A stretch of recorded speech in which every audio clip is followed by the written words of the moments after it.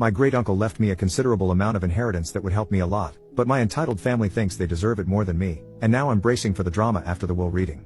I, 36 male, have been a long-time lurker here, especially on this subreddit, but I never thought I'd actually be posting my own story. Yet, here I am, needing some perspective from the community, and I guess I also feel better writing this down, something my great uncle Joe taught me, which makes it all the more important to me right now. I know this is long. Sorry. A couple of days ago, my Joe passed away at the age of 92. The best way to describe Joe was eccentric. He was reclusive and very private, living on what I assume was the last little piece of our family's property. My great-grandfather had amassed a large amount of land that had been sold off over the decades after his death. A lot of people thought he was a hermit, but I never saw him like that. To me, he was the most compassionate person I knew. He was wise, caring, and honestly the only person in the family that ever spent serious quality time with me. Joe had always been the odd man out in our family. He was the youngest of 3 brothers. Alex, who I'm named after, died in the Korean War, and my grandfather Robert passed away when I was still in high school. My family never bothered to pay attention to Joe. He was never invited to family events. In fact, I think he was ignored because he lived a simple life in a shotgun house on what I guess was the last piece of land that my great-grandfather, Gigi, had owned. I got the feeling that no one wanted to bother him, thinking he'd just cause them trouble or maybe ask them for money. But I spent a lot of time with him, and we shared many conversations about life, legacy, and the things that truly matter. He never appeared to need anything and certainly never asked me for money. Now, a bit more backstory on the family. We've been in this area for generations, and there's a strong sense of unearned privilege among many of my relatives. Like I said earlier, my Gigi owned a lot of land, around 60,000 acres to be exact. It was fertile farmland, tracts of timber, and stretched into the mountains where he had leased out select areas for mining, and some of the most beautiful lakes and riverfront in the state. When he died, each of the 3 brothers, including my grandfather, inherited 30,000 acres from their parents, one half to each surviving son of the 60,000 total acres of timberland, mining leases, and game land my Gigi owned. Our grandfather, like his brothers, sold off his share over the years. He lived large and was married 3 times, having children with each wife. By the time he died, he had sold off about half his land, and his children, including my father, each received a nice cash inheritance and split the remaining land among them equally. This should have been plenty for most people to retire comfortably, but not for my family. Each of the children,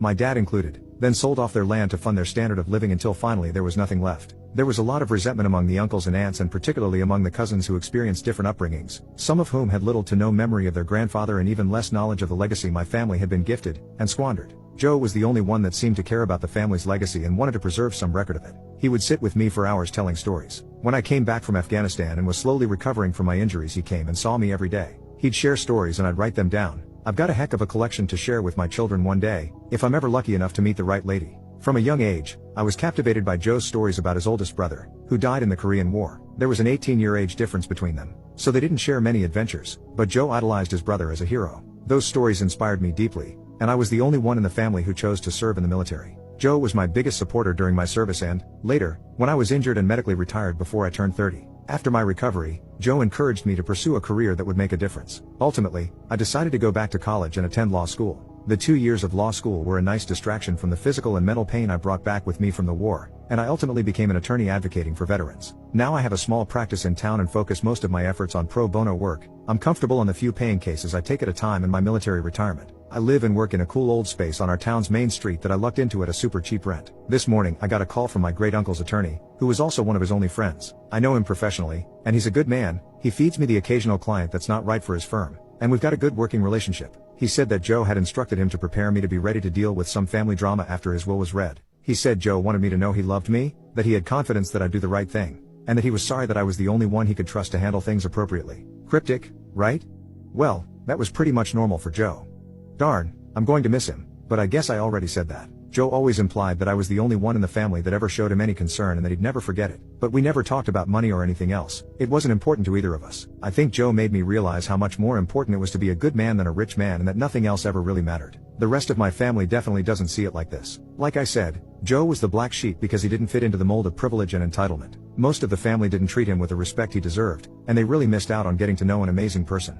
I will say though that Joe had a sharp wit and wasn't shy about sharing his opinions of how my father and his siblings had treated the family's legacy. There's a part of me that thinks Joe might have set things up to mess with those who ignored him and didn't honor their heritage and ancestors. I'm not sure what to expect to come from this, but Joe was eccentric, not delusional. If he said that he was getting ready to deal me some family drama to deal with, then I believe him. But honestly I can't figure what it would be. Joe was a simple guy, he never worked that I knew of, and the times I asked him what he did for a living, he'd just tell me that he had my great-grandfather to thank for a nice life. I assume he's referring to the land he sold off, giving him the means to just hunt, fish, raise his dogs. I'll have to tell you about them sometime, and spend time with me. Maybe Joe managed to hold on to some cash and was going to make a big deal about what he was doing with it? I suppose some of the family might get spun up about that given the fact there is not much left from what my GG passed on. I'll know more tomorrow. The will is supposed to be read on Friday, and I'll update you then. Maybe I'm worried about nothing, but I feel like I'm about to be in a battle, and I haven't felt like this since Kabul. I guess I'm wondering, am I going to be the butthole?